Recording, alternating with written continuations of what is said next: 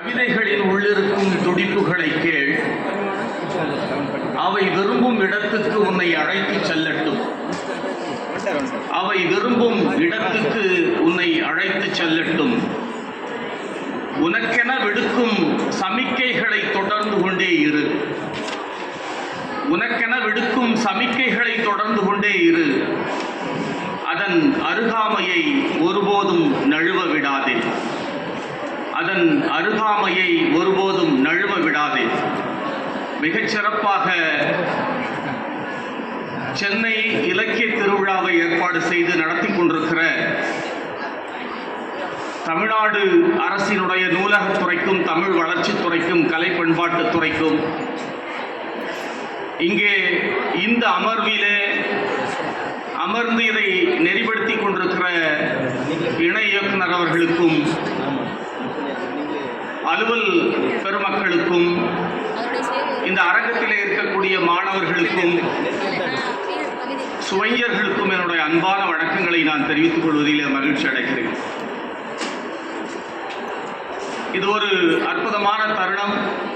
ஒரே ஒரு வருத்தத்தை பதிவு செய்ய வேண்டும். இதற்கு முன்பு அறிஞர் அண்ணா அவர்களுடைய நூற்றாண்டு நூலக கட்டிடம் சென்னையிலே கோட்டூர்புரத்திலே இந்த நிகழ்ச்சிகள் நடைபெற்றன. அதற்கடுத்து அது இந்த அரங்குக்கு மாறி இருக்கிறது என்பதை நான் நினைத்து உள்ளபடியே என்னுடைய வருத்தத்தை பதிவு செய்கிறேன். அது ஒரு சிறந்த அரங்கம்.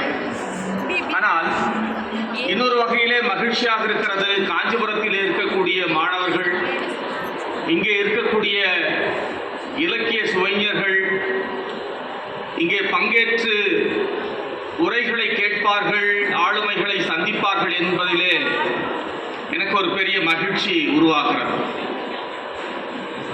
எப்பொழுதுமே ஒரு நாணயத்தினுடைய இரண்டு பக்கங்களைப் போல எல்லாவற்றிலுமே இரண்டு தன்மைகள் இருக்கின்றன என்பதை நாம் புரிந்து கொள்ள வேண்டும்.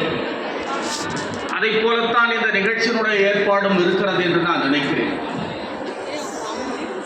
என்னிடம் மணிகண்டன் அவர்கள் பேசிய போது ஒரு தலைப்பை கேட்டிருந்தார். ஐயா முனைவர் இரா காமராசு பேராசிரியர் அவர்கள் பாவேந்தர் பாரதிதாசன் குறித்த ஒரு விரிவான ஒரு ஆய்வு நூலை எழுதியிருக்கிறார். மிக அற்புதமான நூல். நமக்கெல்லாம் பாரதியார் அவர்களை பற்றி தெரியும். அவர் பேசிய கவிதைகள் என்று சொன்னால் உடனடியாக ஒன்றிரண்டு வரிகளையாவது நம்மால் உறுதியாக சொல்ல முடியும். ஆனால் பாவேந்தர் அவர்களுடைய கவிதைகளை சொல்ல வேண்டும் என்று சொன்னால் அதிலே ஒரு சுணக்கம் இருக்கிறது. ஆனால் பாவேந்தரில் நீங்கள் தோய்ந்து விட்டீர்கள் என்று சொன்னால் அவரை போல மொழியை, தமிழை மிக அழகாக கையாண்ட ஒரு கவிஞன் உண்மையிலேயே கிடையாது என்பது என்னுடைய கருத்து. அவர் எழுதிய பாடல்கள், தமிழ் இயக்கம் சார்ந்த பாடல்கள், குடும்ப விளக்கு, நூற்றுக்கணக்கான கவிதைகளை எழுதியிருக்கிறார், திரைப்படங்களுக்கு எழுதியிருக்கிறார். இப்படியெல்லாம் துன்பம் நேர்கையில் யாழெடுத்து நீ இன்பம் சேர்க்க மாட்டாயா என்று ஒரு பாடல் இருக்கிறது. யூடியூப்ல இருக்கும். இங்க இன்றைக்கு இருக்கக்கூடிய இளைஞர்கள் அதை கேட்டு கூட பார்க்கலாம். இன்னொரு பாடல் இருக்கிறது. சித்திர சோலைகளே உமை இங்கு திருத்த இப்பாரினிலே முன்னம் எத்தனை தோழர்கள் ரத்தம் சொரிந்தனரோ உங்கள் வேரினிலே என்று சொல்லி ஒரு பாட்டு. இப்படி மிகச்சிறந்த கவிதைகளை எழுதியவர் பாவேந்தர் அவர்கள். அவரை பற்றிய அந்த ஆய்வு நூலிலே அவர் ஒரு உலக கவி, உலக கவிஞர் என்கின்ற அந்த ஆய்வு நூலினுடைய இறுதி பகுதியிலே காமராஜ் அவர்கள் மனிதனை தேடி என்கின்ற ஒரு நீண்ட கவிதையை பாவேந்தருக்கு அஞ்சலியாக எழுதியிருக்கிறார். அதிலே அந்த இறுதி வரி என்னை மிகவும் கவர்ந்தது. அதாவது, ஆயிரம் கதிரவன் அலை ஒளி பாயுமே மானிட குயிலே மானிட குயிலே மென்மேலும் உயர் நீ என்ற அந்த கவிதை முடியும். அப்ப இந்த வரி இருக்கிறது, ஆயிரம் கதிரவன் அலை ஒளி பாயுமே என்கின்ற அந்த சொற்செட்டு இருக்கிறது, வேர்ட் காயினேஜ் என்று நாம் சொல்லலாம். 1000 கதிரவன் அலைமொழி பாயுமே என்கின்ற இந்த ஒரு சொற்செட்டு என்பது மிகவும் என்னை கவர்ந்தது. எனவே அந்த ஒரு வரியையே தலைப்பாக கொடுத்து விடலாம் என்று நான் கருதி அவரிடம் இந்த தலைப்பை நான் கொடுத்தேன். அதற்கு பிறகு என்ன யோசிக்கலாம், உங்களிடம் எம்மாதிரியான செய்திகளை பகிர்ந்து கொண்டு போகலாம் என்று யோசித்த போது நான் தொடக்கத்திலேயே சொன்னதைப் போல 2 தன்மைகளை எடுத்துக்கொண்டு நாம் பேசினால் சரியாக இருக்கும் என்று எனக்கு தோன்றியது. இருளும் ஒளியும், அறியாமையும் அறிவும் என்கின்ற அந்த இருமைகள். இருள், அந்த இருளை நீக்குகின்ற ஒளியாக கதிரவன் பூமியிலே இருக்கிறது. அந்த கதிரவன் கூட ஒரு நாள் முழுக்க இருப்பது கிடையாது. 24 மணி நேரத்தில் நமக்கு ஒரு 8 மணி நேரம். ஆனால் அதனுடைய நேரடி தாக்கத்தினால் இன்னும் ஒரு 8 மணி நேரத்தை நாம் கடத்துகிறோம். அதற்கு பிறகு அது இல்லை, இருட்டு, முழுக்க முழுக்க இருட்டாக இருக்கிறது. எனவே இருளையும் ஒளியையும் சேர்த்து ஒரு ஒப்பீடு செய்து நாம் பேசலாமே என்று எனக்கு தோன்றியது. அன்பார்ந்த தோழர்களே, ஒளியை பற்றிய வியாக்கியானங்கள் நிறைய இலக்கியங்களிலே இருக்கின்றன, பேர் இலக்கியங்களிலே இருக்கின்றன, நூல்களிலே இருக்கின்றன, பக்தி நூல்களிலே இருக்கின்றன. எனக்கு சட்டென்று நினைவுக்கு வருவது ரொம்ப கிளாரிங்கான ஒரு டேர்மேஜ் அப்படின்னு சொன்னா, விவிலியத்தில் மலை பிரசங்கத்தில் இயேசு அவர்கள் பேசுகிற போது ஒரு அற்புதமான ஒரு வசனம் வரும். நீங்கள் உலகுக்கு ஒளியாய் இருக்கிறீர்கள் என்று வரும். நீங்கள் உலகுக்கு ஒளியாய் இருக்கிறீர்கள். மலையின் மீது இருக்கக்கூடிய பட்டணம் யார் கண்களுக்கும் தெரியாமல் போவது கிடையாது. விளக்கை கொளுத்தி யாரும் மரக்காலால் மூடி வைக்க மாட்டார்கள். மாறாக விளக்கு தண்டின் மீதுதான் அதை வைப்பார்கள். விளக்கை கொளுத்தி நீங்கள் வீட்டிலே வைத்தால் அது இல்லத்திற்கு ஒளி தரும் என்று அந்த வசனம் சொல்கிறது. அப்ப நீங்கள் உலகத்திற்கு ஒளியாய் இருக்கிறீர்கள் என்று சொன்னால், இந்த ஒளி என்பது மிக மிக தொடக்கமாக மனிதன் சிந்திக்க தொடங்கிய, அவன் பேசத் தொடங்கிய நாட்களிலே இருந்து ஒளியை அவன் அறிவோடு தொடர்புபடுத்திய ஒரு தன்மை என்பது இருந்து கொண்டே இருந்திருக்கிறது. ஒளி என்பது ஆன்மீகத்தின் அடிப்படையிலே நீங்கள் சொன்னால் அது ஒரு தத்துவ ஞானம். உங்களுடைய அக உலகிலே, உங்களுடைய அகத்திலே உங்களுக்கு கிடைக்கக்கூடிய ஒரு வகையான ஒரு மாற்றம், புத்தனுக்கு கிடைத்த ஒரு மாற்றத்தை போல திடீரென்று ஒரு ஞானோதயம் உங்களுக்கு கிடைக்கிறது. அதை ஞானம் என்று சொல்லுகிறோம், அல்லது பேரறிவு என்று சொல்லுகிறோம். ஆங்கிலத்திலே உங்களுக்கு நாலேஜ் வெர்சஸ் விஸ்டம் என்று நீங்கள் எடுத்துக்கொண்டால், விஸ்டம் வேறு, நாலேஜ் வேறு. அப்ப அந்த பேரறிவு என்பது, பெரும் ஞானம் என்பது, பேரொளி என்பது சூரியனோடு தொடர்புபடுத்தக்கூடியதாக இருக்கிறதை நான் என்னுடைய வாசிப்பின் வழியாக உணர்கிறேன். அதற்கு எதிர்மையாக இருப்பது இருள் என்று சொல்லுகிற போது அங்கே அறியாமை, கல்வியின்மை, இப்படி நிறைய சொல்லலாம். சூரியனை பற்றி இலக்கியங்களிலே நிறைய பேசப்பட்டிருக்கிறது. எனக்கு ஆச்சரியம், சங்க நூல்களிலே சூரியன் என்கின்ற அந்த ஓமை என்பது தந்தைக்கும் பயன்படுத்தப்பட்டிருக்கிறது, தனையனுக்கும் பயன்படுத்தப்பட்டிருக்கிறது. அது ஒரே ஒரு குடும்பத்திற்கு மட்டும்தான். ரொம்ப ஆச்சரியமாக இருந்தது. புறநானூற்று பாடல் 4வது பாடலிலே பரணர் எழுதுகிறார், அந்த அரசனுடைய பெயர், அவன் கரிகால் பெருவளத்தான் என்று சொல்லக்கூடிய கரிகால் சோழனுடைய தந்தை, உருவ பற்றேர் இளஞ்சேட் சென்னி என்று அவனுடைய பெயர். அவனுடைய அழகை பரணர் வர்ணிக்கிற போது, விவரிக்கிற போது, குதிரைகள் பூட்டிய தேரிலே எப்படி சூரியனானது கடலின் மீது பயணம் செய்து வருகிறதோ அதை போன்ற ஒரு பேரழகை கொண்டவன் இளஞ்சேட் சென்னி என்று பரணர் தன்னுடைய அந்த கவிதையிலே குறிப்பிடுகிறார். ஒருநாட்டுப்படை என்கின்ற அந்த நூலிலே கரிகால் பெருவளத்தானை பற்றி பாடுகிற போது, ஞாயிறு கடலின் மீது தவழ்ந்து பிறகு மெல்ல மெல்ல மெல்ல மெல்ல வளர்ந்து வானம் முழுக்க பரவி இந்த உலகை தூக்கி சுமந்து காப்பாற்றுவதைப் போல, கரிகால் பெருவளத்தானே, நீ உன்னுடைய தாயின் வயிற்றில் இருக்கிற போதே அரச உரிமையை பெற்றாய். அதற்கு பிறகு நீ பிறந்த பிறகு தவழ்ந்து வளர்ந்து இந்த பேருலகத்தை உன்னுடைய தோளிலே தூக்கி சுமக்கிறாய். உன்னை எதிர்க்கிறவர்கள் தாய் இல்லாத குழந்தையைப் போல அழுவார்கள் என்று அந்த கவிதையிலே சொல்லுகிறார். அப்ப எனக்கு மிகவும் ஆச்சரியமாக இருக்கிறது. ஒரு கவிதை, ஒரு பாடல், சங்க இலக்கிய பாடல், தந்தையையும் மகனையும் சூரியனை கொண்டு ஒப்பிட்டு பாடக்கூடிய அந்த தன்மை இருக்கிறதே, இது ஆச்சரியமாக இருந்தது. இதனுடைய அப்படியே நீட்சியாக நீங்கள் போனால் எனக்கு பெருத்த இன்னொரு ஆச்சரியமும் அங்கே இருந்தது. அன்பார்ந்த தோழர்களே, என்னன்னா, சூரியனை எப்படி இவர்கள் ஒரு குதிரை பூட்டப்பட்ட ஒரு தேரிலே பயணம் செய்யக்கூடிய ஒரு மனிதனாக கற்பிதம் செய்கிறார்கள், தமிழிலே அது எப்படி வந்தது என்று எனக்கு ஒரு கேள்வி வந்தது.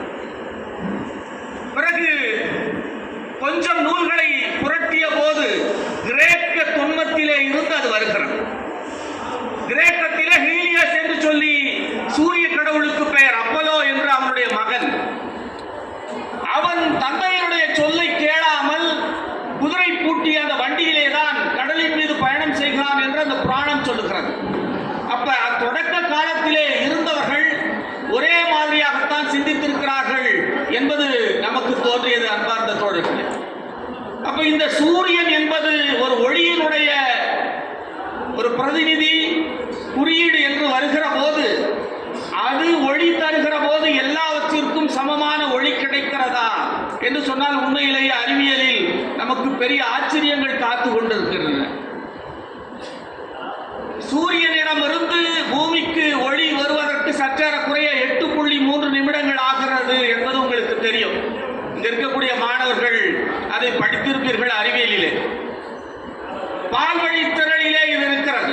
சூரியன் நமக்கு பூமிக்கு அருகில் இருக்கக்கூடிய ஒரே ஒரு சூரியன் நமக்கு இன்றைக்கு ஒளி கொடுத்துக் கொண்டிருக்கக்கூடிய விண்மீன் தான். அது ஒரு நட்சத்திரம். அது அதை தாண்டி வேறொரு சூரியன் எங்கே இருக்கிறது என்று பார்த்தால் ஆல்பா சென்டாரி என்று சொல்லி ஒரு சூரியன் இருப்பதாக சொல்கிறார்கள் விண்மீன். அது நம்ம சூரியனுக்கும் தள்ளி இருக்கிறதா, ஆல்பா சென்டாரி. அப்ப இந்த சூரியனுடைய ஒளி நமக்கு கிடைப்பதற்கே சற்றேறக்குறைய 8.3 நிமிடங்கள் ஆகின்றன என்று சொன்னால், அந்த ஆல்பா சென்டாரியிலிருந்து வரக்கூடிய ஒளி நமக்கு வருமா என்று கேட்டால் வரவே வராது. ஏன்னா நமக்கு பூமிக்கும் அந்த ஆல்பா சென்டாரி என்று சொல்லக்கூடிய இன்னொரு சூரியனுக்கும் இடையில் இருக்கக்கூடிய அந்த தூரம் இருக்கிறதே, அது கிட்டத்தட்ட 25 ட்ரில்லியன் மைல்கள் என்று சொல்கிறார்கள். அப்ப இதை போன்ற ஒரு சூரியனிடமிருந்து வரக்கூடிய அந்த ஒளியே மிகவும் சக்தி வாய்ந்தது. அதாவது 1361 வாட்ஸ். அவ்வளவு வாட்ஸை நம்ம பழகி பழகி நமக்கு அது ஒரு பெரிய ஒளியாக தெரியவில்லை, ஆனால் மிகவும் பெரிய ஒளிதான் அது. அப்ப அந்த அளவிற்கு சூரியனுக்கு அருகில் இருந்தாலுமே, அதாவது நீங்க வானவியல் அடிப்படையில் சொன்னால் சூரியனுக்கு அருகில் இருந்தாலுமே ஆல்பா சென்டாரியில் இருந்தே கூட ஒளி நமக்கு வந்து சேராது என்பதுதான் உண்மை.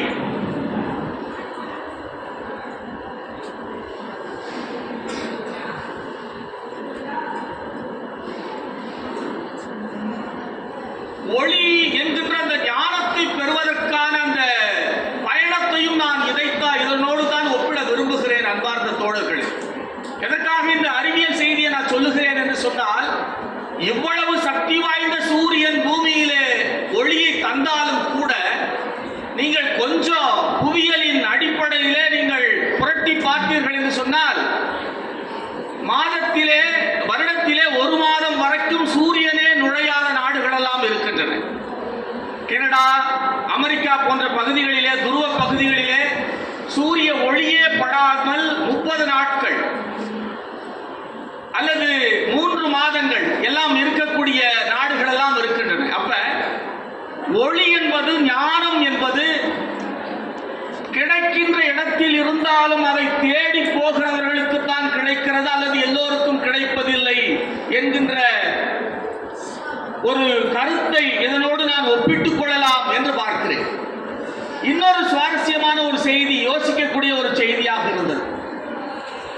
இன்றைக்கு நம் மீது படக்கூடிய சூரிய ஒளி, இப்ப உங்க மேல பட்டுட்டு இருக்கக்கூடிய இந்த சூரிய ஒளி என்பது எவ்வளவு ஆண்டுகள் பழமையானது. வைரமுத்து ஒரு பாட்டில் எழுதுவார் இல்லையா, என்மேல் விழுந்த மழை துளியே இத்தனை நாளா எங்கிருந்தாய் என்று எழுதுவார். அது ஒரு சுவாரஸ்யமான ஒரு கற்பனை. அப்ப இன்றைக்கு விழக்கூடிய மழை துளி என்பது இத்தனை நாள் எங்கிருந்தது? பூமியிலேயே அது இருந்திருக்கலாம். அது மெல்ல ஆவியாகி அது மேலே போய் மழையாக மாறி உங்கள் மீது பொழிந்திருக்கலாம்.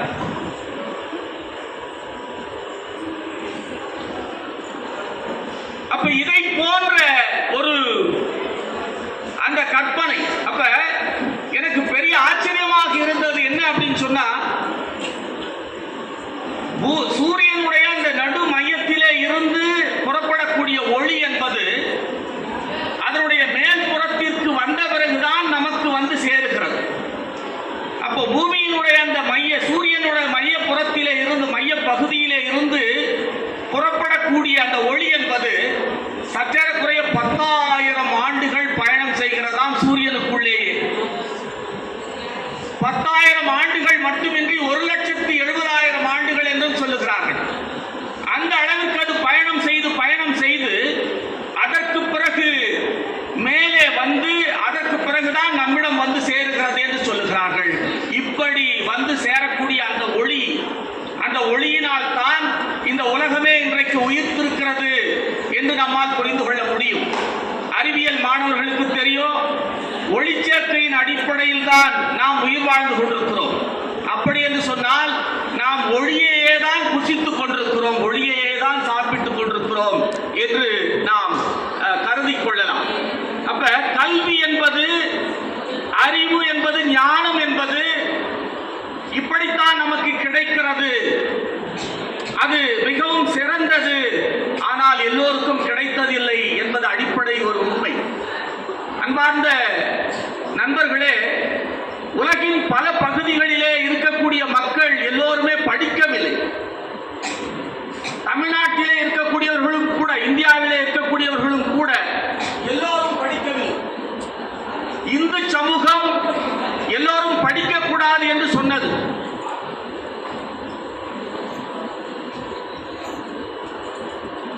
ஒடுக்கப்பட்ட மனிதன் கல்வி கற்பதற்கு துணிந்தான் என்று சொன்னால், அவனுடைய கல்வி கற்கக்கூடிய இடத்திலேயே, ஓதக்கூடிய இடத்திலேயே அவன் போய் இருக்கிறான் என்று சொன்னால், அவன் காதிலே வெந்நீரையும் ஈயத்தையும் காய்ச்சி ஊற்ற வேண்டும்.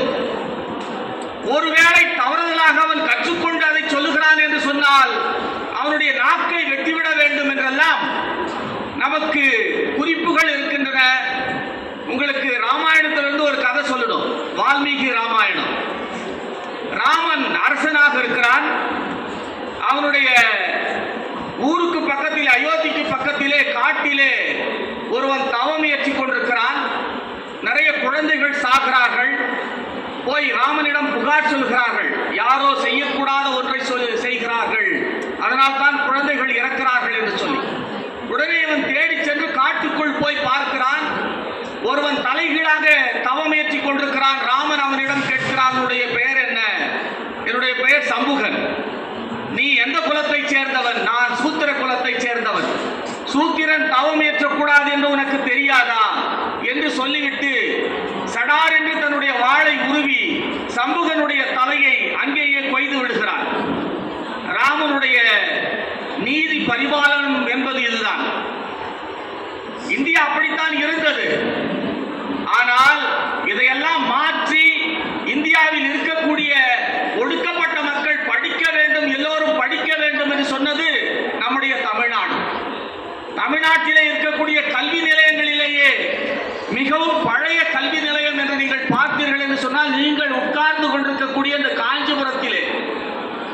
பௌத்தம், சமணம் இந்த மதங்களினுடைய போதனா சாலையாக, கல்வி சாலையாக கிபி 1ஆம் நூற்றாண்டிலேயே இங்கு ஒரு மிகப்பெரிய ஒரு பல்கலைக்கழகம் இருந்திருக்கிறது என்பதை நினைத்து நாமெல்லாம் பெருமைப்பட வேண்டியதாக இருக்கிறது.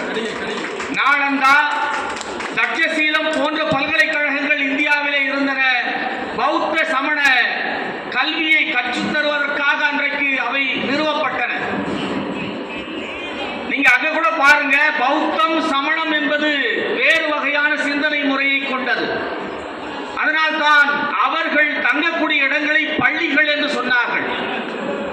இஸ்லாமில் நீங்க ஒரு வார்த்தை இருக்கிறது, மசூதிக்கு இன்னொரு பேர் என்ன தெரியுமா? யாராவது இஸ்லாம் பிள்ளைகள் இருந்தா சொல்லுவாங்க, பள்ளிவாசல். பள்ளிவாசல். அப்ப மசூதிக்கு இன்னொரு பெயர் பள்ளிவாசல். பள்ளி என்பது தங்கி படிக்கின்ற இடம். ஆனா நாம அதை எப்படி மாற்றி வைத்திருக்கிறோம் தமிழ்லயோ அல்லது மற்ற சிந்தனைகள்ல? பள்ளி அறை என்று சொன்னால் தூங்குகிற அறை என்று நாம் மாற்றி வைத்திருக்கிறோம் இல்லையா? அதனால்தான் மாணவர்கள் நிறைய பேர் அந்த வேலையை தான் சார் செய்யறோம் நாங்க கிளாஸ்ல அப்படின்னு சொல்றாங்க. நான் எலெக்ஷன் டியூட்டிக்கு போயிருந்தேன். ஏதோ ஒரு குக்கிராமம் சவுத்துல ஒரு பையன் எழுதி வச்சிருக்கிறான். அவன் ஒரு +2 படிக்கிற பையனா கூட இருப்பான்னு நினைக்கிறேன் நான். 1/2 மணி நேர படிப்பு இப்படி தொடங்குது. அப்படியே டீராஜர் பாணியில் எழுதுறாரு. படிப்பு, துடிப்பு, இடிப்பு, நடிப்பு இப்படின்னு எல்லாம் தொடங்கிட்டு தவிப்புன்னு முடிக்கிறான் கடைசியில. அப்ப கல்வி என்பதை இப்படித்தான் நாம் பார்த்து வைத்துக் கொண்டிருக்கிறோம். ஆனால் கல்வி செய்யக்கூடிய பணிகள் என்பது மாபெரும் ஆச்சரியங்கள். அதனால்தான் நெல்சன் மண்டேலா சொல்லுகிற போது கல்வி என்பது ஒரு மாபெரும் ஆயுதம் என்று சொன்னார். அந்த ஆயுதத்தை கொண்டு நீங்க எதை வேணாலும் செய்யலாம். என்னுடைய ஒரு கவிதையில அகரம் வைத்திருக்கும் அதிகாரத்தை சொன்னது எங்கள் பெற்றவரே, அகரம் வைத்திருக்கும் அதிகாரத்தை சொன்னது எங்கள் பெற்றவரே, எழுத்து கோடுகளின் வளைவுகளை தட்டி நிமிர்த்தினால் அந்த வரியின் வழியே உலகம் சுற்றலாம் என்ற ரகசியத்தை போதித்ததும் அவர்கள்தான் என்று நான் ஒரு இடத்துல எழுதியிருப்பேன். எழுத்து வளைஞ்சு நெளிச்சு இருக்கு, அந்த கோடுகளை நீங்க தட்டி நிமிர்த்தினா அந்த வரியில போகலாம் அப்படின்னு சொல்லி என்னுடைய வாழ்க்கையிலே அது நடந்தது தோழர்களே. என்னுடைய அப்பா மிக மிக எளிமையான ஒரு தொழிலாளி, பீடி சுற்றக்கூடிய ஒரு தொழிலாளி. என்னுடைய அம்மாவும் அப்படித்தான். ஆனா கடந்த ஆண்டு நான் அமெரிக்கா போயிருந்தேன். அங்க இருக்கக்கூடிய ஃபெட்னா என்ற அமைப்பு என்னை அழைத்து இருந்தார்கள். என்ன காரணம்? பீடி சுற்றக்கூடிய ஒரு தொழிலாளியுடைய மகனுக்கு அமெரிக்கா பற்றிய கனவோ, ஐரோப்பா பற்றிய கனவோ, ஆஸ்திரேலியா பற்றிய கனவோ நிச்சயமாக வருவதற்கு வாய்ப்பில்லை. வந்தாலும் அது நிறைவேறுவதற்கு சாத்தியமும் கிடையாது. ஆனால் உறுதியாக நான் ஒன்றை உங்களுக்கு சொல்லுவேன். கல்வியை நீங்கள் மிக உறுதியாக பற்றிக் கொண்டீர்கள் என்று சொன்னால் இந்த உலகத்தின் உச்சாணி கொம்பின் மேல் போய் நீங்கள் நிற்கலாம். இன்றைக்கு இசைஞானி இளையராஜா அவர்கள் போய் நின்று கொண்டிருக்கிறாரே உச்சாணி கொம்பிலே. இன்றைக்கு சிம்பனி அவர் கண்டக்ட் செய்ய போகிறார் என்கின்ற அந்த செய்தி இருக்கிறது. நமக்கெல்லாம் அவ்வளவு ஒரு பேரு உற்சாகத்தையும் பேரோகையையும் பெருமையும் தரக்கூடிய ஒன்றாக இது இருக்கிறது. அப்ப இந்த மரபு என்பது தமிழ்நாட்டில் மட்டும்தான் அது சாத்தியமானது என்று சொன்னால் என்ன காரணம்? இங்கு இருக்கக்கூடிய சிந்தனா முறைதான் அதற்கான காரணம் என்று நான் நினைக்கின்றேன். ரொம்ப தொடக்க காலத்தில் இருந்தே இங்கு இருக்கக்கூடிய கவிஞர்களும் அரசர்களுமே அதை சிந்தித்திருக்கிறார்கள். ஆரிய படை கடந்த நெடுஞ்செழியன் என்று ஒரு அரசன், அவனுடைய கவிதை ஒன்று இருக்கிறது. உற்றுழி உதவியும் உருவருள் கொடுத்தும் பிற்றை முனியாது கற்கை நன்றே என்று அந்த கவிதை சொல்லுகிறான். அதுல கீழ்ப்பால் உள்ள ஒருவனை மேற்பால் உள்ள 4 பேருக்கும் அவன் கட்படுமே என்று அந்த கவிதை முடியும். அப்ப என்னன்னா, ஒரு தாய்க்கு 5 பிள்ளைகள் 4 பிள்ளைகள் இருக்கிறார்கள் என்று சொன்னால் யார் மிக நன்றாக படித்திருக்கிறானோ அவனைத்தான் தாய் எல்லாவற்றிற்கும் அழைத்து பயன்படுத்துவாள் என்கின்ற அந்த செய்தி அன்றைக்கு ஆரிய படை கடந்த நெடுஞ்செழியன் மூலமாக அதிவீரராம பாண்டியனுடைய கவிதையிலே கற்கை நன்றே பிச்சை புகினும்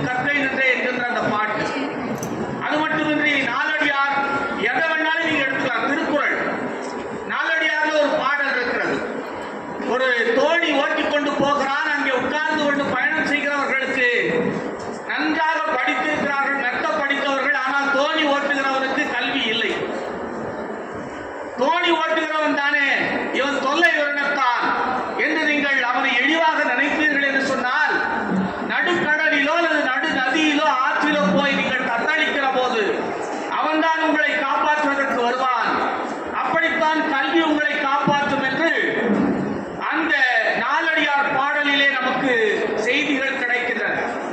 வள்ளுவ பெருந்தகை சொல்லுகின்ற பல செய்திகள் உங்களுக்கு தெரியும்.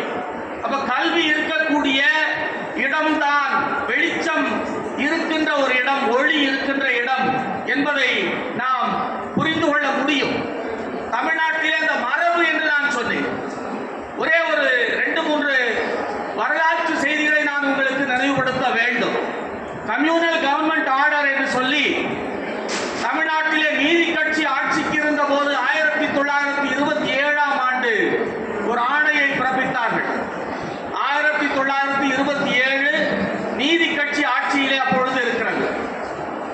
அப்ப அந்த தமிழ்நாட்டிலேயே முதல் ரிசர்வேஷன் என்று சொன்னால் அதுதான். இவர்கள் தான் கொண்டு வருகிறார்கள். தமிழ்நாட்டில் தான் அது கொண்டு வரப்பட்டது. அதற்கு பிறகு மைசூரிலே அது பரவியது. சென்னை ராஜதானியில் தான் முதலில் அது அமல்படுத்தப்பட்டது. என்ன மாதிரி அவங்க கொடுத்திருக்கிறாங்க பாருங்க. பார்ப்பனர் அல்லாத இந்துக்களுக்கு 44%, இஸ்லாமியர்கள் கிறிஸ்தவர்கள் 2 பேருக்கும் சேர்த்து 16%, 16 விழுக்காடு. தீண்டப்படாதவர்களுக்கு தலித்துகளுக்கு 8 விழுக்காடு அன்றைக்கே தந்திருக்கிறார்கள் என்பது நம்முடைய வரலாறு. நம்முடைய தமிழ்நாட்டிலே தொடங்கப்பட்ட பள்ளிகள் நிறைய. MC ராஜா, அயோத்திதாச பண்டிதர், ரட்டமலை சீனிவாசன் போன்றவர்களெல்லாம் ஒடுக்கப்பட்ட மக்களுக்கு தனியாக பள்ளி தர வேண்டும், தொடங்க வேண்டும் என்று சொன்னார். சாவித்திரிபாய் புலே உங்களுக்கு தெரியும், புலேனுடைய துணைவியார். மகாராஷ்டிராவிலே அவர் பள்ளியை தொடங்கி முதலில் பெண்களுக்கு அவர்தான் பள்ளியை கட்டுகிறார், நடத்துகிறார்.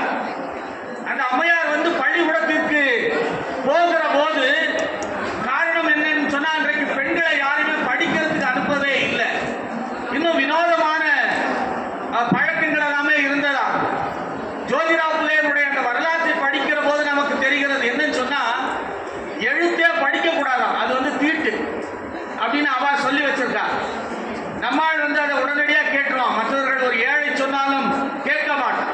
அப்ப அவர்கள் சொன்னதை கேட்டு பள்ளிக்கூடம் போயிட்டு வந்த பிள்ளைகள் முதலில் என்ன செய்ய வேண்டும் என்று சொன்னால், அந்த பைய புத்தகங்கள் இருக்கக்கூடிய புத்தக கட்ட பைய தூக்கி கொண்டு போய் கிணற்றடியில் வைத்து விட வேண்டும்.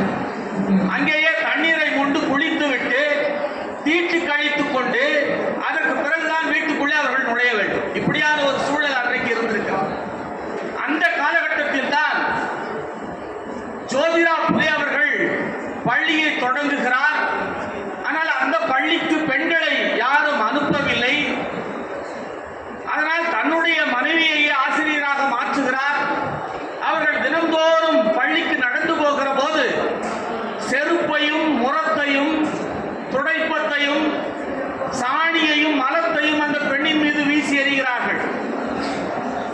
பண்பாட்டை கெடுக்க வந்தவள், ஒழுக்கத்தை சீர்குலைக்க வந்தவள், பெண்களை படிக்க சொல்லுகிறார்களே, இது யாருக்கு அடுக்கும்? நம்முடைய பண்பாடை அனுமதிக்கிறதா, மதமதை அனுமதிக்கிறதா என்றெல்லாம் இவர்கள் கொதிக்கிறார்கள். அந்த அம்மா அதையெல்லாம் ஏற்றுக்கொண்டு பையிலே இன்னொரு புடவையை எடுத்துக்கொண்டு போவார்களாம். கூடுதலாக பள்ளிக்கு சென்ற பிறகு அழுக்கடைந்த அந்த புடவையை கழற்றி வைத்துவிட்டு அந்த இன்னொரு புடவையை, மாற்று புடவையை கட்டி கொண்டுதான் அவர்கள் பாடம் நடத்துவார்கள். ஆனா நாம என்ன பண்ணிட்டு இருக்கோம்?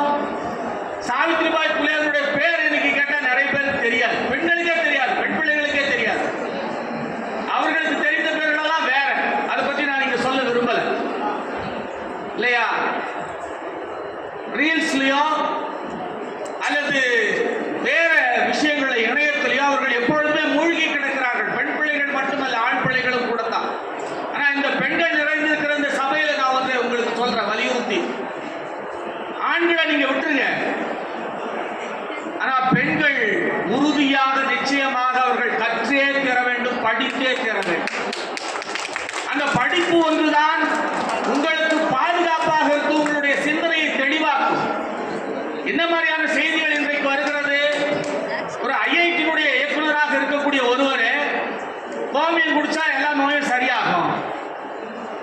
சாணியை சாப்பிட்டா எல்லா நோயும் சரியாயிடும் அப்படின்னு பேசுற ஐஐடியினுடைய இயக்குனர். அப்புறம் இன்னும் பாடம் எடுக்கிறாங்க. என்ன பாடம்? எதுக்கு கணவனுடைய எச்சில் தட்டில் பெண்கள் சாப்பிட வேண்டும் தெரியுமா? கணவனுடைய எச்சில் அந்த சோற்றிலே இருக்கும், உணவிலே இருக்கும், அதில் டிஎன்ஏ கலந்திருக்கிறது. பெண்கள் அதை சாப்பிட்டால்தான் அவர்கள் கணவனுக்கு அடங்கி ஒடுங்கி பக்தியோடு இருப்பார்கள், அவர்கள் உடலுக்கு அந்த டிஎன்ஏ போகும் என்று சொல்றாங்களாம். நான் இதை சொல்லுகிற போது அப்படியெல்லாம் இல்லைன்னு நிறைய பெண் பிள்ளைகள் தலையாட்டுறாங்க. அதான உண்மை. ஆனா வாட்ஸ்அப் யூனிவர்சிட்டி நடத்துறதுக்கு யாருக்கையாவது பர்மிஷன் வாங்கணுமா என்ன? உங்க பாட்டுக்கு நீங்க எதனா ஒண்ணு போட வேண்டியதா, அடிச்சு விட வேண்டியதா? பிற்போக்குத்தனமான கருத்துக்களை தொடர்ந்து பரப்பக்கூடிய ஒரு போக்கு என்பது இருந்து கொண்டே இருக்கிறது என்பதை நாம் புரிந்து கொள்ள வேண்டும். எல்லாருக்கும் கல்வி கிடைக்கிறதா? இல்ல. ஒடுக்கப்பட்ட மக்களுக்கு அதுவும் இன்னும் மோசமாக இருக்கிறது. இந்தியாவுடைய புள்ளிவிவரத்தை சொல்லணும் அப்படின்னு சொன்னா, இன்றைக்கு இந்தியாவில் 73% பேர் கல்வி கற்றவர்கள் இருக்கிறார்கள். கடைசியா எடுத்த புள்ளிவிவரத்தினுடைய அடிப்படையில் 10 ஆண்டுக்கு ஒரு முறை கணக்கெடுக்க வேண்டும். நடந்து கொண்டிருக்கக்கூடிய ஒன்றிய அரசு அந்த கணக்கை எடுக்கவில்லை. அப்ப கடைசியாக எடுத்த கணக்கெடுப்பின்படி, மக்கள் தொகை கணக்கெடுப்பினுடைய விவரத்தின்படி 73 விழுக்காட்டினர் இந்தியாவிலே படித்திருக்கிறார்கள். சரி, அதில் ஒடுக்கப்பட்டவர்கள் தலித்துகள் எவ்வளவு படித்திருக்கார்கள் என்று சொன்னால் 66 விழுக்காடு. வேறுபாடு நீங்க புரிஞ்சுக்கங்க. பெண்கள் பொதுவாக எவ்வளவு பேர் படிச்சிருக்காங்க அப்படின்னா 69 விழுக்காடு. அப்ப 69க்கு 73க்கு எங்க இருக்கிறது? அதிலே 4 வேறுபாடு வந்து விடுகிறது. 4 புள்ளிகள் வேறுபாடு வருது. அப்ப இந்த வேறுபாடு என்பது பாரதூரமான விளைவுகளை ஏற்படுத்துவதை நாம் பார்க்கிறோம். இந்த ஊர்ல இருக்கிற ஒருத்தர் தான் சொன்னார், அவர் பேரை நான் சொல்ல விரும்பல. வேலைக்கு போகின்ற பெண்கள் ஒழுக்கம் கட்டவர்கள் சொன்னார். இந்த ஊர்ல இருக்கக்கூடிய ஒருத்தர் தான், மிகப்பெரிய அதிகாரத்தில் இருக்கிறவர்கள். நீங்க இங்க இருக்கிறவங்க அதை ஏத்துக்கிறீங்களா? இன்னும் சத்தம் போதல எனக்கு. இன்னொரு முறை, படிக்க போற பெண்கள் ஒழுக்கம் கட்டவர்களா? வேலைக்கு போற பெண்கள் ஒழுக்கம் கட்டவர்களா? அப்ப இதை சொன்னவரை நம்ம என்ன செய்யணும்? நீங்க அது உங்க விருப்பம், சொல்லுமா, நான் சொல்ல விரும்பல. அப்ப இதை போன்ற பிற்போக்குத்தனமான விஷயங்களை இங்க வந்து பரப்பிக் கொண்டிருக்கிறார்கள். இதை எதிர்ப்பதற்கே நமக்கு முதல்ல சிந்தனை வேணும், ஒளி வேணும். மனதுக்குள் ஒளி வந்தால்தான் வந்து வள்ளுவன் சொன்னா, இருள் நீங்கி இன்பம் பயக்கும், அருள் நீங்கி மாசது காட்சி அவருக்கு என்று அந்த குறள். இருள் நீங்கி இன்பம் பயக்கும்.